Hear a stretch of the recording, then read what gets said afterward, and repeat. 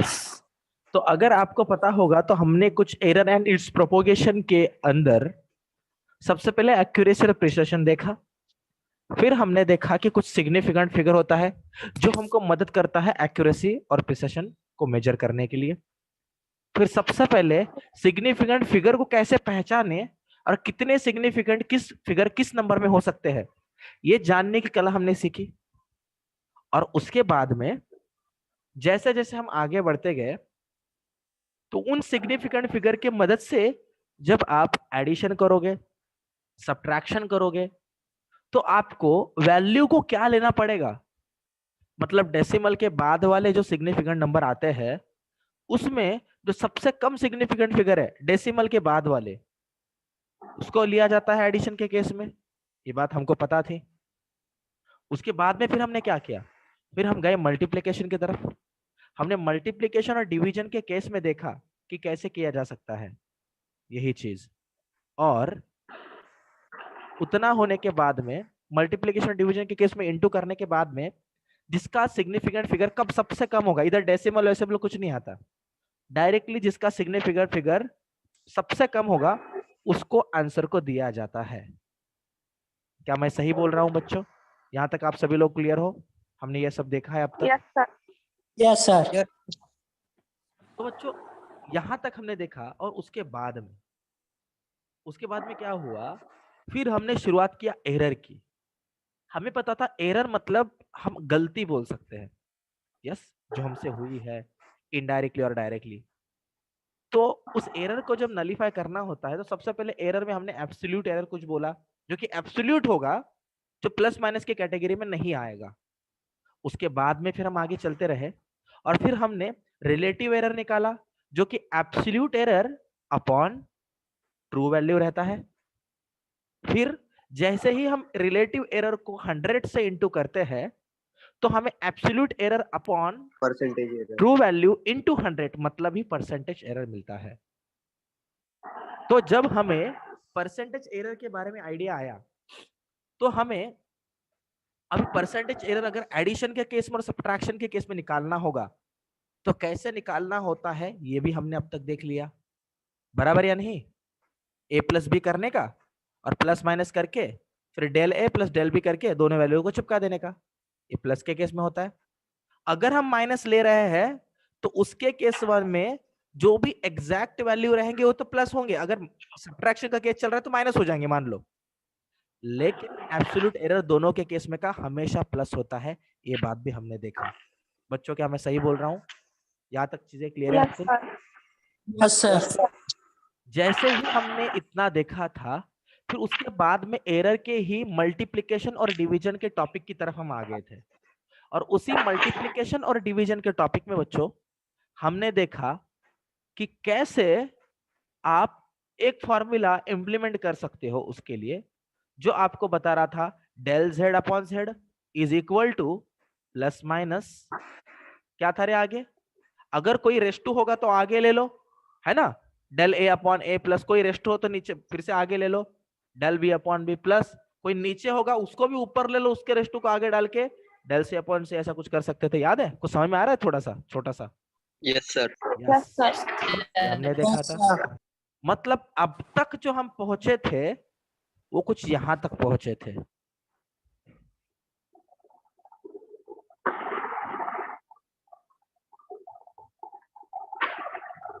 अगर ऐसा कोई मुझे दे दे और कोई बोले कि इसका परसेंटेज एरर निकाल दे भाई, या फिर इसका बस रिलेटिव एरर निकाल दे, परसेंटेज एरर में फिर से वो उसको 100 से इंटू करना पड़ता है। तो रिलेटिव एरर निकालने के लिए हम कर रहे थे del Z upon Z is equal to plus minus के हिसाब से आगे A del A upon A plus B आगे del B upon B plus भले सी नीचे है फिर भी plus C del C upon C. क्या बच्चों आप सभी लोगों को यहाँ तक की चीजें क्लियर है सबको? Yes sir. Yes sir. ये हमने अब तक देखा था। तो बच्चों अगर इसके अब ऐसे मल्टीप्लिकेशन और डिवीजन कंबाइन पर क्वेश्चन आए तो मुझे पता है आप उसको तोड़ने वाले हो, आप नहीं छोड़ोगे उसको, मुझे आप पे विश्वास है। Yes sir. अभी इसी में और उन्होंने बोला था कि ए का परसेंटेज एरर 1% है, बी का परसेंटेज एरर 2% है, सी का परसेंटेज एरर 3% है, तो आपको पता है अभी यहाँ पे क्या करना है। इधर इंटू 100 करके, इधर इंटू 100 करके 100 को अंदर लेके बराबर, इधर 1% डालोगे, इधर 2% डालोगे और इधर 3% डालोगे, जब 100 अंदर जाएगा तो। क्या मैं सही बोल रहा हूँ बच्चों? चिल्ला दो एक बार जोर से। Yes, Yes, sir. sir. Yes, sir. बस, चलिए ठीक है, बहुत अच्छे बच्चे। मतलब अब तक हम सही सर। ट्रैक पर हैं। यस बोलिए। ये जो सेल्फ टेस्ट में इस पे से कुछ क्वेश्चन थे ना, वो मुझे नहीं आए, तो आप बता सकते हैं? यस यस यस, हम बता सकते हैं, लेकिन बस एक जो लास्ट टाइप है ना उतना मैं जस्ट ले लूं, जो कि कल बचा था ना, फिर हम क्वेश्चन डिस्कस करते हैं, ठीक है? ऐसा करेगा तो चलेगा?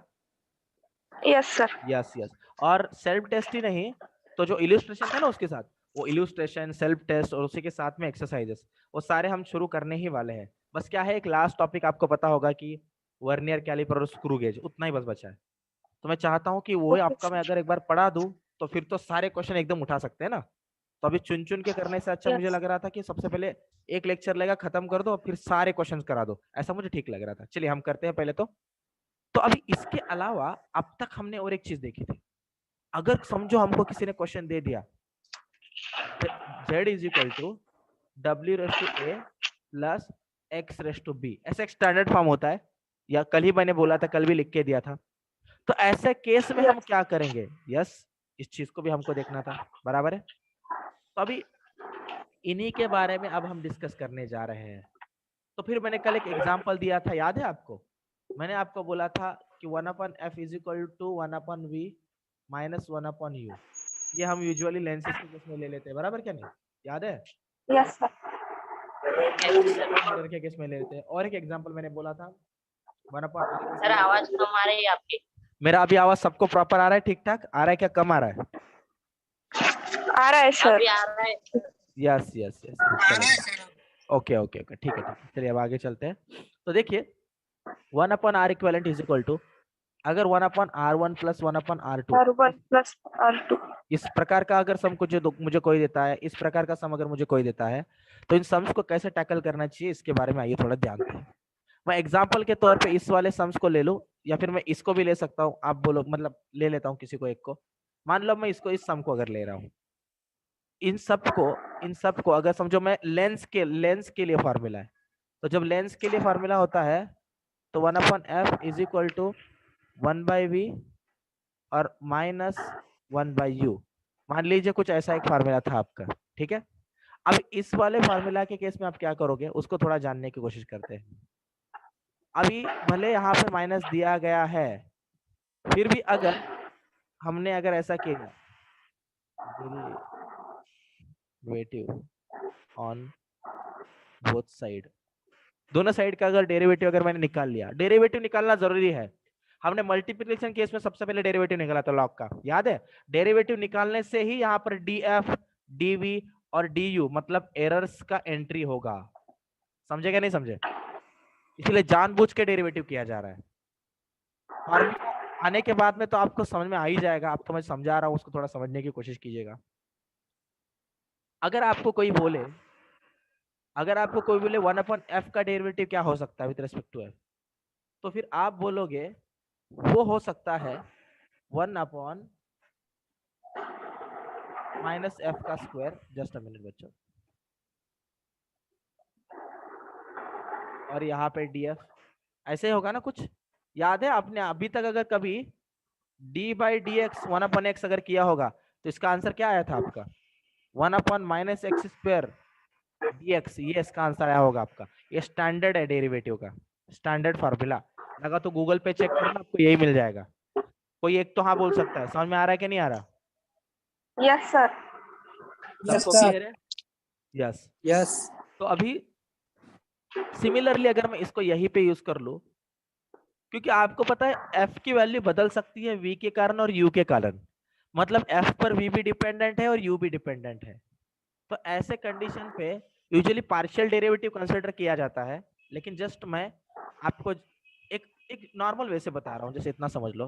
तो अगर सारे साइड में अगर आप डेरिवेटिव लेते हो, तो यहाँ पे आएगा 1/f² df is equal to minus 1/v dv वापस माइनस माइनस 1/u², यहाँ पे इसके खुद का एक माइनस एंड du। समझ में आ रहा है सबको मैं क्या बोल रहा हूँ? सबको क्लियर यस सर। सर। अभी देखिएगा बच्चों, यहाँ पे माइनस है, यहाँ पे माइनस है, यहाँ पे माइनस है। अगर मैं सबके माइनस को अगर कैंसल आउट कर दूं तो मुझे मिलता है f² 1/f² df is equal to 1/v² dv minus 1/u² du। ये मुझे मिल जाता है। आप सहमत हो जो अब तक मैंने निकाला है उससे? किसी को कोई प्रश्न है यस तो सर। जरूर वो मुझे प्रश्न पूछ सकता है, जरूर मैं उसके उत्तर देने की काबिलियत रखता हूं, तो मैं आपकी मदद कर सकता हूं। किसी को है कोई प्रश्न इसके संबंध में? कोई बोलिए। है? चलिए। No sir. अगर नहीं है, यहाँ तक अगर समझ में आ गया है तो आपको भी पता है मैं बता रहा हूँ, लेकिन मैं एट द एंड में आपको एक रेडीमेड कुछ तो दूंगा। यस, आप अब तक आप समझ ही गए होंगे किस तरह इसे ही नहीं छोड़ेंगे, यस है ना? गरीब की मदद करेंगे कुछ तो, है ना, लास्ट मोमेंट पे। तो देखिए करूंगा। तो अभी देखिए यहाँ पे और क्या करना बाकी है। देखो, अगर अभी आप अगर इसको अच्छे से देख पा रहे हो, आपको क्या बोला था एरर? फिर से मैं उसी रोड का एग्जांपल दूंगा जिसको हम कंस्ट्रक्ट करना चाहते थे 100 मीटर बोल के, और कंस्ट्रक्ट कर रहे थे बस 50 मीटर, याद है? तो बाकी बचा हुआ 50 मीटर को कभी भी हम एरर नहीं बोल सकते, ऐसे मैंने आपको कहा था, याद है बच्चों? ऐसे मैंने कहा था। Error yes sir. लेना है तो इज्जत से छोटा लेना पड़ता है ना, जरा तो इज्जत रखो, है ना? चश्मा पहनने वाले को भी पता चल जाएगा भाई 50 मीटर बनाया बोल के, है क्या नहीं? तो उसमें कुछ दोहराया है नहीं। तो एरर हमेशा छोटा होगा। मतलब अगर देखो, यूजुअली अगर मैं आपको बताना चाहूँ तो ये फोकल लेंथ होता है। ये जो v जो आप बोल रहे हैं, वो v यूजुअली हम कंसिडर करते हैं distance between pole and image, और u मतलब क्या होता है? Distance between pole and object, अगर आपको पता हो तो। यस, मतलब अल्टीमेटली ये सारे डिस्टेंसेस है। तो इनके मेजरमेंट में भी तो गलती हो सकती है ना? अरे हाँ या ना, हो सकती है कि नहीं हो सकती? Yes sir. यस। तो अभी तक वैसे तो आपने अभी तक देख लिया होगा, लेकिन मैं थोड़ा सा आपको मदद करना चाहता हूँ। एग्जैक्टली आपके सिलेबस में मैं होप सो 11th में था, और ये मैं फिजिक्स के पार्ट में आता है। ये अगर लेंस है ऐसा, अगर मैं कोई एक ऑब्जेक्ट, अगर समझ लीजिएगा मैं यहाँ पे रख रहा हूँ, ठीक है? मान लीजिएगा मैं कोई एक ऑब्जेक्ट ऐसे रख रहा हूँ, ठीक है? मान लीजिएगा फोकल लेंथ यहाँ पे एक है और फोकल लेंथ यहाँ पर भी एक है। इसके ऑप्टिकल सेंटर को हम पोल की तरफ कंसिडर कर रहे हैं। तो यूजुअली कोई एक जो भी लाइट ऐसे पैरेलल जाता है वो क्या करता है? आगे जाके फोकस से पास हो जाता है। यस। और अगर कोई भी लाइट अगर ऑप्टिकल सेंटर से पास होता है तो क्या होता है? वो डायरेक्टली स्ट्रेट निकल जाता है। तो इससे आपको पता चल रहा होगा कि इमेज देखो यहाँ पे कुछ, मैं शॉर्टकट में बता रहा हूँ। जब मैं रे ऑप्टिक्स लूंगा तो चुन चुन के लूंगा, एक भी टॉपिक नहीं छूटेगा, लेकिन अभी बस ऐसे शॉर्टकट में बता रहा हूँ। तो ये ऑप्टिकल सेंटर से ये वाला जो लेंथ है क्या रहेगा? यू रहेगा। ऑप्टिकल सेंटर से ये इमेज है ना, ये वाला तो इमेज बन गया। यस। कुछ पता है कि नहीं पता रे? पता है सर, 10th में था ये। यस यस, तो इज्जत रखो थोड़ा टीचर का।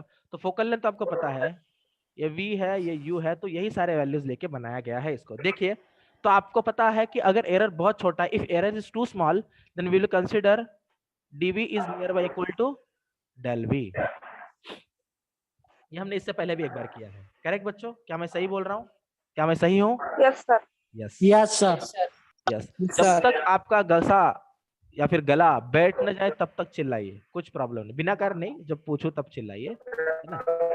यस। तो अभी देखिए, अगर मैं 1/f² del f कर दूं तो is equal to 1/v² del v, इधर हो जाएगा प्लस माइनस के साथ, क्योंकि यहाँ पे प्लस माइनस होगा, इसको आगे लगा रहा हूं बस, और माइनस 1/u² प्लस माइनस के साथ डेल u इधर हो जाएगा। लेकिन आपको पता है जहां पर भी एब्सोल्यूट एरर आता है वहां पे माइनस के लिए जगह नहीं रहता। तो usually 1/f² del f is equal to, मैं डायरेक्टली प्लस माइनस बाहर निकाल के 1/v², और ऊपर मैं एक काम करता हूँ, 1 लिखने से अच्छा डायरेक्टली डेल v लिख देता हूँ। तो ये दिख रहा है आपको, del v/v² plus del u/u²। Minus को हम गायब कर सकते हैं। क्या मैं सही बोल रहा हूँ? क्या ये स्टैंडर्ड फॉर्म हो सकता है? Yes sir. Yes sir. तो अभी सबसे इंपॉर्टेंट चीज, लेकिन सर क्या हम इससे निकाल सकते हैं हमारा रिलेटिव एरर निकाल सकते हैं क्या बच्चों? क्या हम इससे निकाल सकते हैं हमारा रिलेटिव एरर? और अगर सर हाँ निकाल सकते हैं तो क्या मैं एफ स्क्वायर में का एक एफ यहाँ पे डाल दूं? तो del F upon F is equal to plus minus F del V upon V square plus del U upon U square.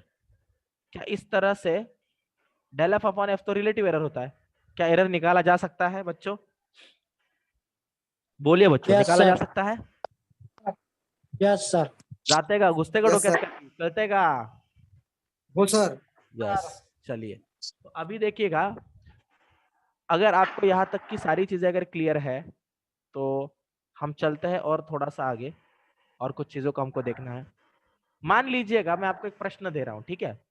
प्रश्न दे रहा हूँ, इस प्रश्न में दोनों प्रकार के कंसेप्ट आपको क्लियर हो जाएंगे, बस देखते रहिए मैं क्या बता रहा हूँ। आपको R1 का वैल्यू दिया गया है 2 प्लस माइनस 0.02 ओहम, और R2 का वैल्यू दिया गया है 3 प्लस माइनस 0.01 ओहम। अब आपको दो चीजें इसमें पूछी गई है। ए, इक्विवेलेंट रेजिस्टेंस, जिसको हम आर इक्विवेलेंट भी बोलते हैं, इन सीरीज, समझ रहे हो? यस और बी, जब इक्विवेलेंट रेजिस्टेंस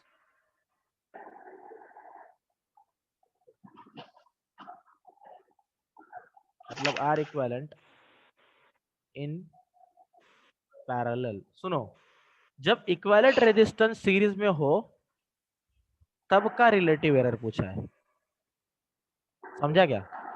और जब इक्विवेलेंट Yes. रेजिस्टेंस पैरेलल हो तब का भी रिलेटिव एरर पूछा है।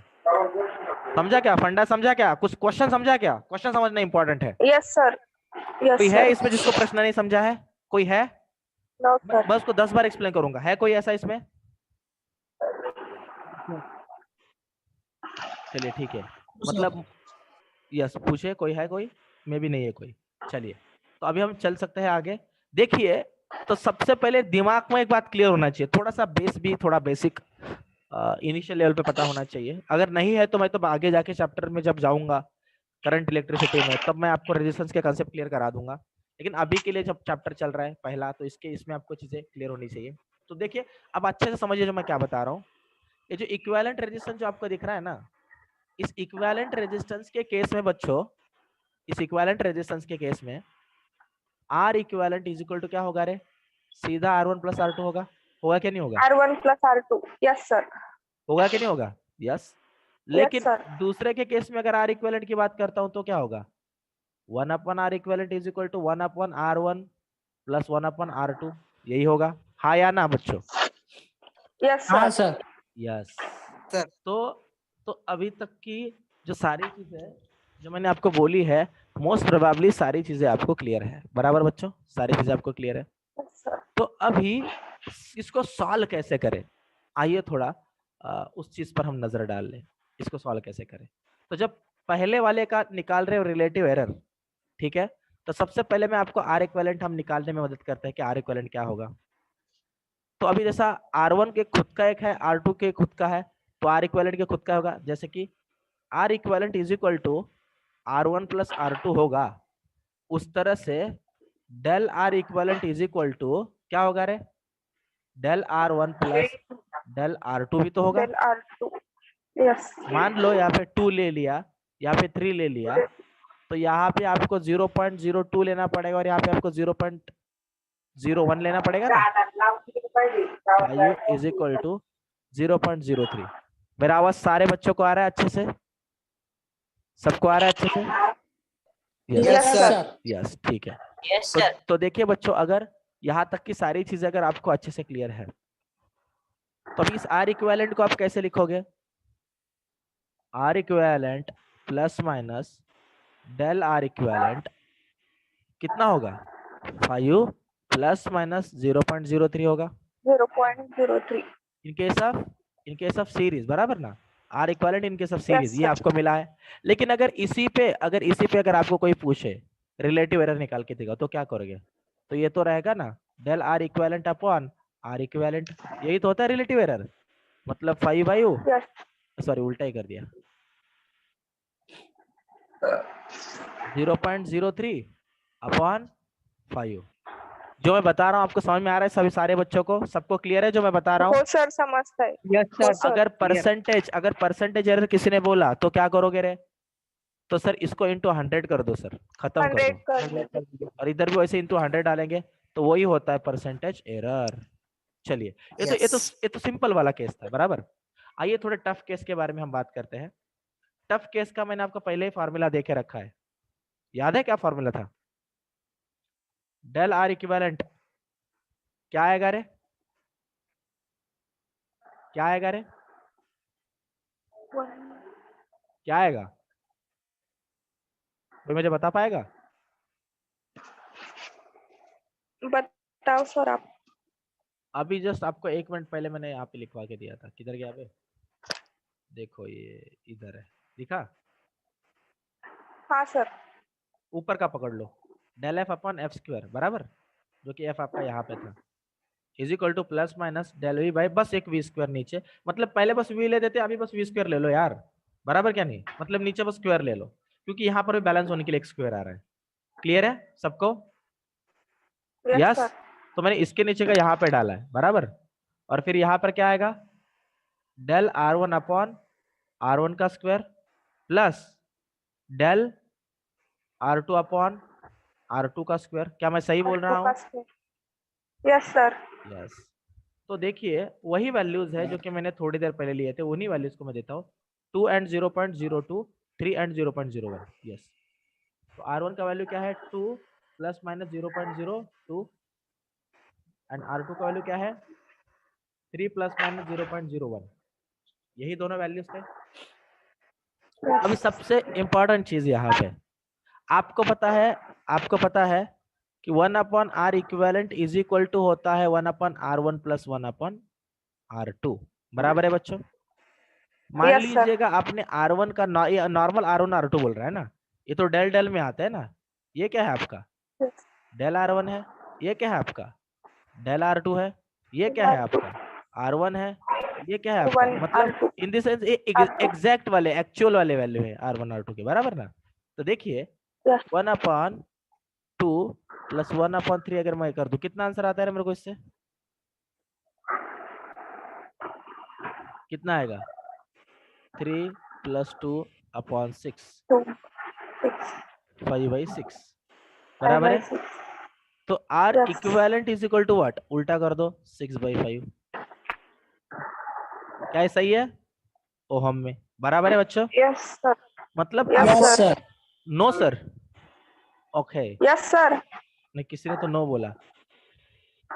Yes, sir. यस ना? Yes, sir. Yes yes Yes, yes. चलिए डरा दिया ना मेरे को भाई। चलो ठीक है। तो अभी अगर प्लस माइनस आर इक्विवेलेंट के बारे में बात करते हैं तो यहाँ पे 6/5 का आप स्क्वायर ले सकते हैं। डेल R1 का वैल्यू ऑलरेडी आपको आयते में दिया गया है 0.02 अपॉन R1 का इधर का वैल्यू आपको पहले से, यस यस। तो अभी अगर ऐसा है तो एंड प्लस में डेल R2 का वैल्यू क्या दिया है आपको? क्या दिया भाई लोग? 0.01 दिया है, और R2 का मतलब Yes. इधर 9 आएगा। क्या सभी लोगों को दिमाग में घुस रहा है मैं क्या बता रहा हूँ? Yes, sir. मतलब Yes, del sir. R Yes, sir. Yes, equivalent del R equivalent यहाँ से निकल सकता है। अगर आपने डेल आर इक्विवेलेंट यहाँ से निकाल दिया तो रिलेटिव एरर क्या बनता है? वही तो ना, del R equivalent upon R equivalent. R equivalent पहले से पता है, डेल आर इक्विवेलेंट यहाँ पे हो गया। अब थोड़ी डिफिकल्टी निकालना है क्या कुछ गधो? नहीं नहीं, सर। sir. इसको डाल दो, अभी जो भी आप देख लो क्या है, अपॉन 6/5। ये खत्म, ये खत्म, बाकी तो आप करने में समझदार हो ही। क्या आप सभी लोग समझ गए हो मैंने क्या बोलने की कोशिश की है यहाँ पे? आपको समझ रहे हो? Yes, sir. अगर मैं ऐसा ही एक प्रश्न आपको दे दूं तो क्या आप मुझे इसका आंसर अभी तुरंत निकाल के दिखा सकते हो? Yes, sir. अरे बाकी सारे बच्चों को आंसर आया नहीं मेरे को, चिल्ला दो बच्चे। Yes sir. ओके, लेकिन अभी इस बार एक रूल रहेगा, गिन के आपको 30 सेकंड्स दिए जाएंगे। कितने? 30 सेकंड्स। 30। और 30 सेकंड्स के अंदर आपको आंसर बताना है। जमेगा बच्चों? नहीं। ट्राई करेंगे ना सर? Try, yes correct. ये कौन था ट्राई करेंगे वाला? आशीष तू था क्या? पता नहीं, कोई तो था। चलिए देखते हैं। आइए अभी हम देखते हैं। यस श्याम, श्याम, धन्यवाद Shyam Baba. Shyam is too confident. I am observing since our first lecture. Yes, that is nice quality. Over confidence is harmful. Yes, लेकिन अभी का कॉन्फिडेंस था, अभी का कॉन्फिडेंस ही था। ठीक है श्याम, अच्छा है श्याम। चल ट्राई करते हैं। चलो, अगर हम बात कर रहे हैं फोकल लेंथ के बारे में, अगर हम बात कर रहे हैं फोकल लेंथ के बारे में, आपको कहा गया है कि इक्वल टू दिया गया है आपको 2 प्लस माइनस 0.01 मीटर, और यू आपको दिया गया है 3 प्लस माइनस 0.0। सिंपल दे रहा हूं क्योंकि आपको भी तकलीफ नहीं होनी चाहिए। मीटर, ये भी मीटर में होते हैं। तो आपको मुझे निकाल के दिखाना है relative error of focal length. समझे बच्चों क्या बोला है? Relative error of focal yes length sir. आप सभी को मुझे निकाल के दिखाना है। चलिए थोड़ा तैयारी कीजिए, बताइए। आपका टाइम शुरू होता है अब। चलिए शुरू हो जाइए। 1 2 3 4 5 6 7 8 9 10 11 12 13 14 15 16 17 18 19 20 21 22 23 24 25 26, अबे 27 भी आ गया बे गधो। 28 29। चलिए इज्जत तो निकाल दिया सारे बच्चों ने मिलके। बोलिए आया आंसर? अरे वाह 4%। आशीष भावा, कुछ भी आ जाए आंसर, भाई ने आंसर दे दिया, मन जीत लिया मेरा उसने। वाह वाह वाह, यस भावा। जामनेर मध्ये आला असता सांग मला, पार्टी करू आपण। चलो जल्दी जल्दी, बाकी बच्चे क्या कर रहे हैं? भाई का आंसर 4% आया है। क्रॉस चेक करके बताओ क्या सच में ऐसा आ रहा है? आशीष भावा, आवाज येतो का माझा ऐकायला? हो सर। करेक्ट है ना answer? Near about cross check कर एक बार यस क्रॉस सर। चेक करके बता। उतना ही है क्या आंसर? 4 ही आ रहा है सर। अरे एक नंबर ना। चलो चलो चलो, अच्छा है। मतलब इस बार सच में 600 के ऊपर मार्क्स आने वाले बच्चों को। अगर बच्चे इतने तेज है तो फिर तो मेरे पे छोड़ ही दो आप। Yes done. चलिए बाकी बच्चों का आया कुछ? Shyam yes sir. आलं का नाही? Yes sir. Yes sir. किती आलं? अरे यस सर ना, किती आलं ते सांगा. 4 आहे सर. 4 आलं. राणीताई आलं का आपलं आन्सर?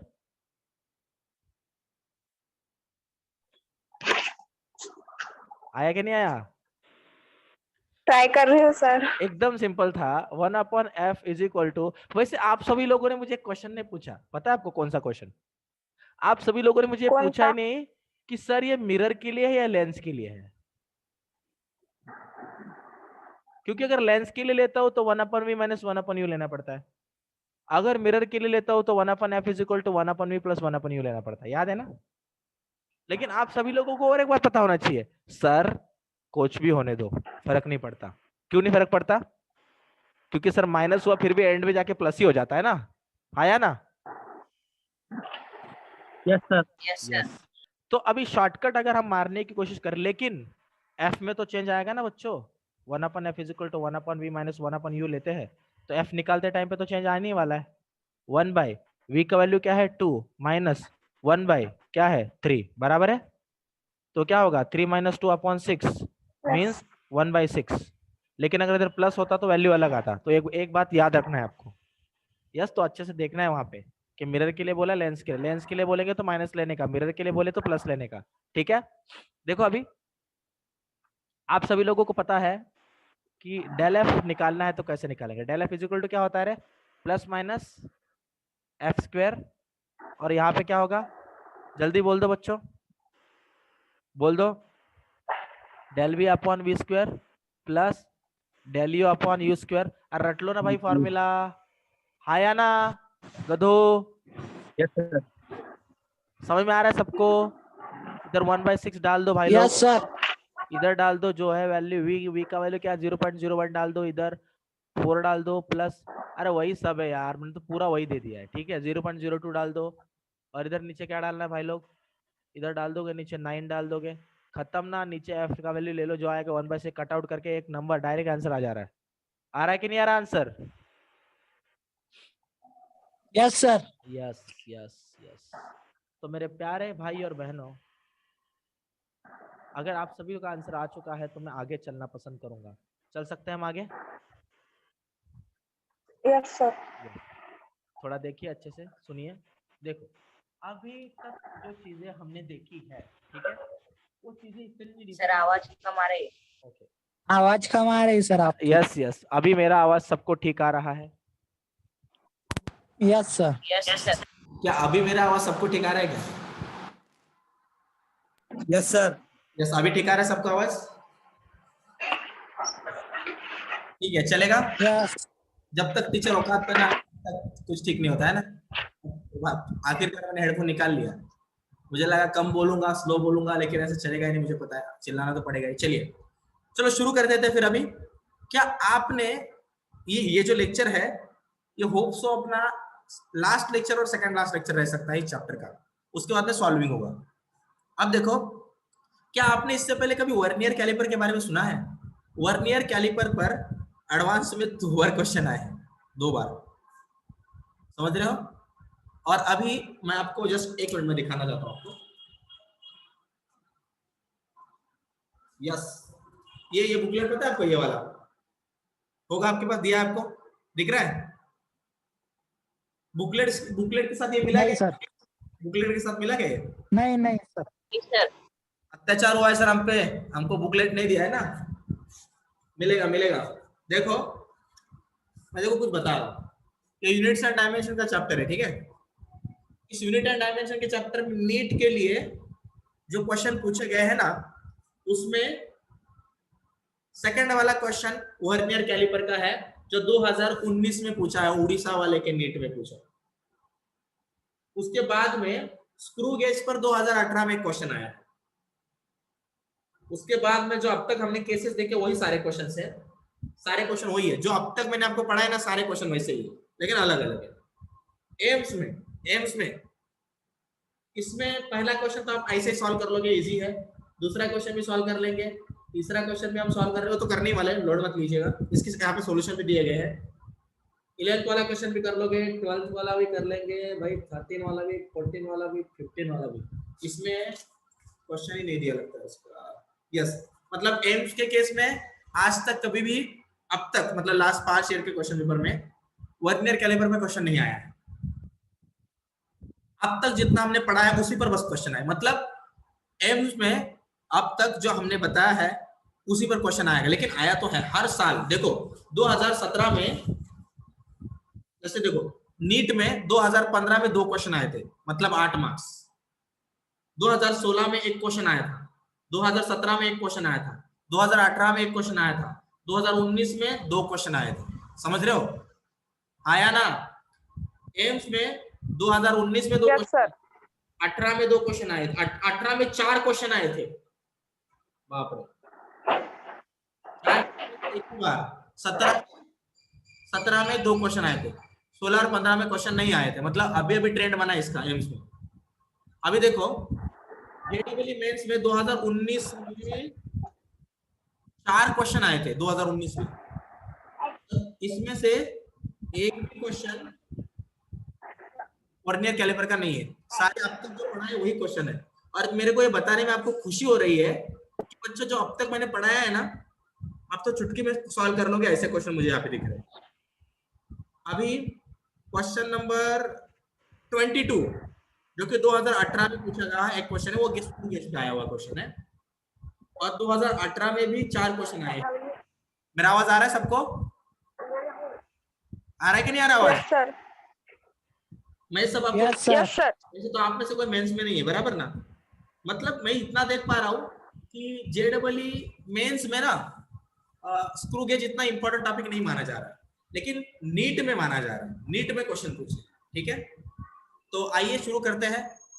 जैसे मैं गारंटी ले सकता हूँ जितने टॉपिक मैंने अभी तक पढ़ाए ना, उतने टॉपिक में आप टफ दोगे, सारे स्टैंडर्ड क्वेश्चंस को टफ, मतलब नियर अबाउट 75 to 80% चांसेस बनेगा कि आप उसको सॉल्व कर लो, जितना मैंने अभी तक पढ़ाया है। अब तक तो मैंने क्वेश्चन सॉल्व भी नहीं लिए, जब सॉल्विंग होगा तो बहुत ज्यादा चांसेस बनेंगे आप पूरा सॉल्व कर लोगे।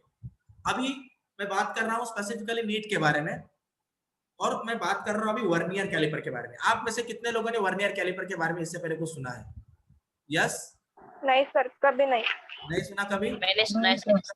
सर मैंने भी नहीं सुना है सर। सर।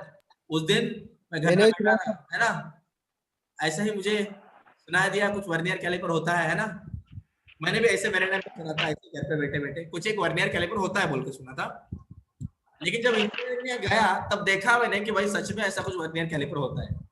लेकिन फिर भी वैसे भी हमारा प्रैक्टिकल से कभी नाता है ही नहीं ना, भले हम इंजीनियरिंग में चले जाए या 12th में रहे, हम तो लास्ट 2 दिन में कर लेते जुगाड़, है या नहीं? बायोलॉजी के टेस्ट का तो टेंशन नहीं, बायोलॉजी के प्रैक्टिकल पास हो लेते हैं, बस दिक्कत होता ही है बस फिजिक्स के प्रैक्टिकल का, और कभी कभार बोले तो मैथ्स का, क्योंकि सॉल्व करना पड़ता है। केमिस्ट्री तो ऐसा हिला तो कुछ कलर वाला आ गया, खत्म बात है ना, बराबर? तो चलिए अब हम बात करते हैं वर्नियर कैलिपर के बारे में। जानते हैं ये वर्नियर कैलिपर एक है कौन सी भला, ठीक है? 1 मिनट बाकी है, मीटिंग खत्म होगा, फिर से आना है सबको, किसी को भी लेट नहीं करना, तुरंत आना है, ठीक है? आज के आज वर्नियर कैलिपर खत्म करना है। वर्नियर कैलिपर को पढ़ते टाइम पे कुछ चीजों को समझने की आवश्यकता है। एक तो लीस्ट काउंट आपने अभी तक सुना होगा, सुना है क्या लीस्ट काउंट इससे पहले कभी? Least count? हाँ सर। यस हाँ सर। यस। तो जो लिस्ट काउंट होता है उसको पढ़ना जरूरी है वर्नियर कैलिपर के केस में, और एक जीरो एरर बोल के आता है। इन दोनों के जुगलबंदी से वर्नियर कैलिपर के जो लेंथ है उनको मेजर किया जा सकता है। यूजुअली लेंथ मेजर करने के लिए वर्नियर कैलिपर को यूज किया जाता है। वर्नियर कैलिपर को